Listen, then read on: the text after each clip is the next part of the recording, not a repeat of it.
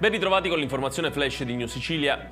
Non è stato ancora interrogato dalla procura l'81enne fermato dalla squadra mobile di Catania per l'omicidio di Samuel Giuseppe Nizzari, 46 anni, assassinato ieri con colpi di pistola davanti alla sua abitazione in via Carrubella nel rione Fasano di Gravina di Catania. L'uomo è ricoverato per problemi cardiaci in ospedale e sarà sentito appena i medici diranno che è in condizioni di essere interrogato. L'81enne è stato fermato dalla polizia nella sua abitazione di Pedara, dove era tornato dopo aver commesso l'omicidio e ha consegnato la pistola utilizzata per commettere il delitto agli investigatori.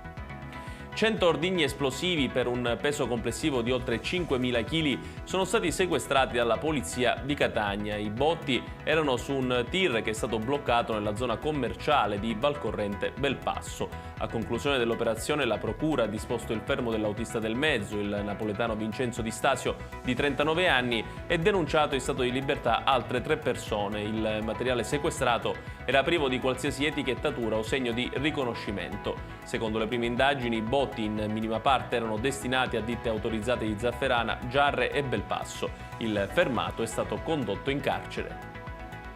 E sempre a Catania, circa 21 kg tra hashish e marijuana sono stati sequestrati dai finanzieri del comando provinciale durante un'operazione eseguita con la collaborazione di unità cinofile della compagnia del pronto impiego.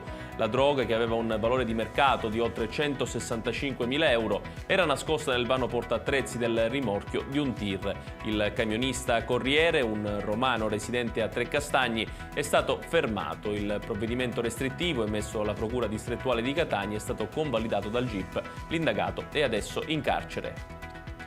Picchiato perché avrebbe rimproverato un cittadino, vittima il sindaco di Augusta Giuseppe Di Mare. Il primo cittadino del comune siracusano avrebbe richiamato un uomo dopo averlo sorpreso a smaltire abusivamente degli scarti di lavorazione edile. Da lì sarebbe scattata l'aggressione, prima verbale con insulti e minacce e successivamente fisica. Il sindaco Di Mare si è recato al pronto soccorso per le cure mediche del caso, riportando una prognosi di 5 giorni.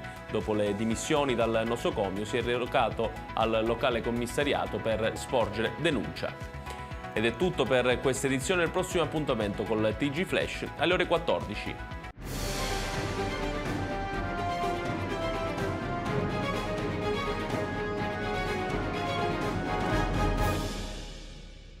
Procar, centro assistenza autorizzato BMW e Mini, adesso anche BMW Motorrad, via George Marshall 7, Mister Bianco, Catania.